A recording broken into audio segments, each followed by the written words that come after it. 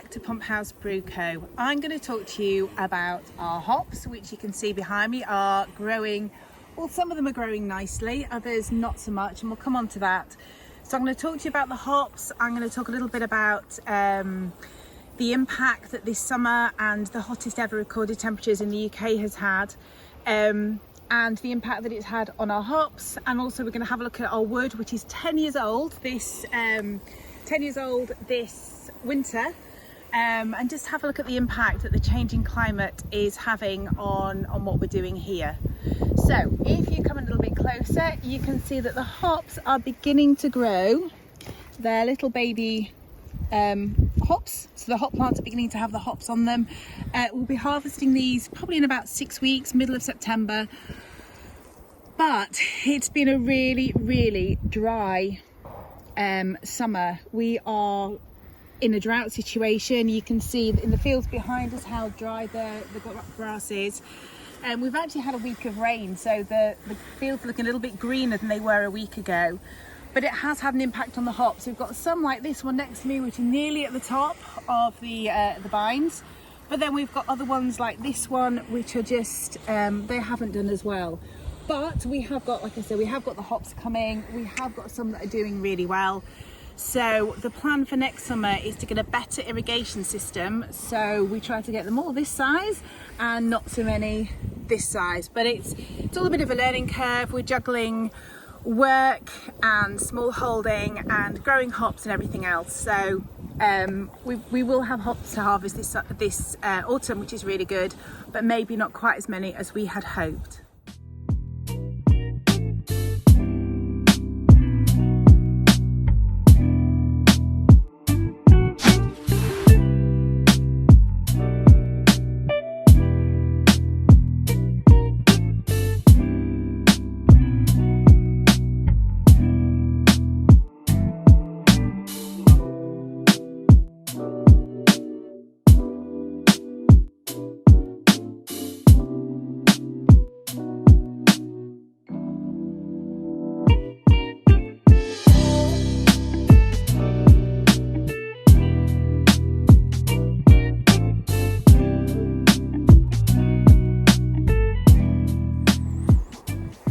So 10 years ago, in 2012, we applied to the Woodland Trust for a More Wood grant to plant about 3.5 acres of native deciduous trees, and this winter in December it'll be the wood's 10th anniversary. And I'm going to show you a few of the different species that we've planted, and you can see on my right we've got rowan with these berries which are really orange at the moment, and as we get towards the autumn they'll turn into a really deep red.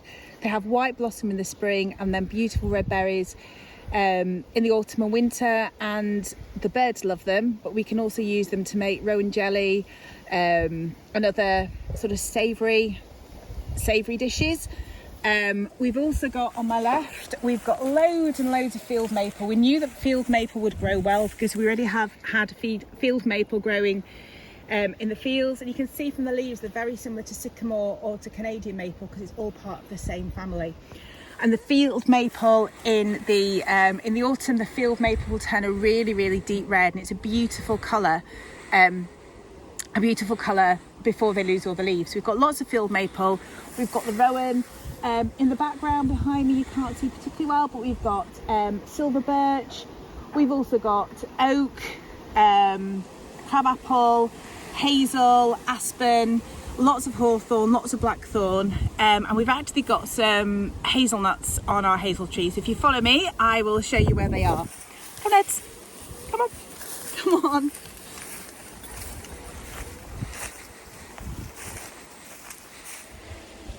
So on my left we've got quite a decent sized hazel tree, and again we knew that the hazel would grow because we've got hazels on the boundary between us and the stream.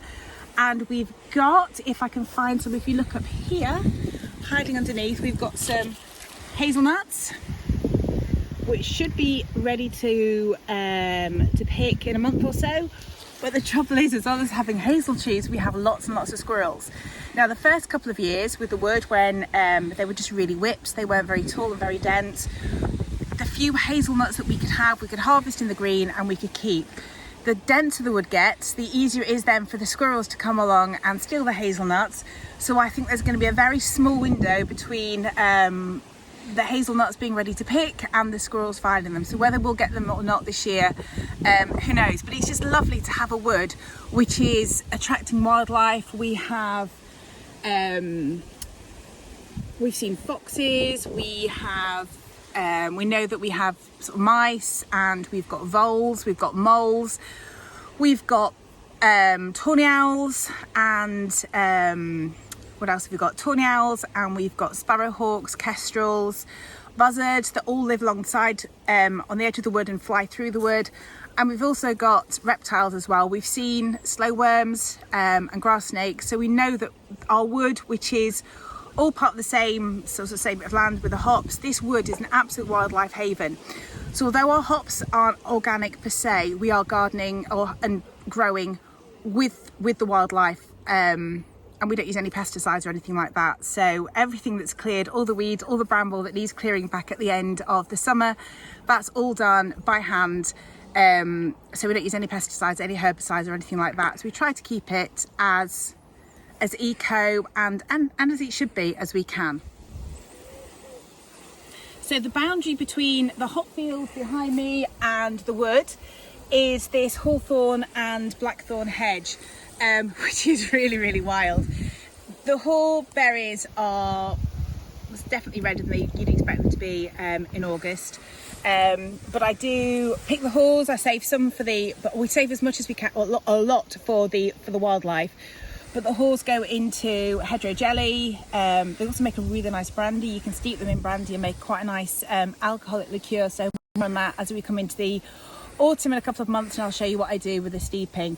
But this is our wood. This is our wood. You can have a look around at all the different trees. The tall ones that you can see by the hawthorn, that's aspen, and they sort of whisper as you walk past. But we are so lucky to have this on our doorstep, to be able to manage this wood. And it's such a lovely thing to say that we planted this wood, we've nurtured this wood, and this is something that will be here for generations.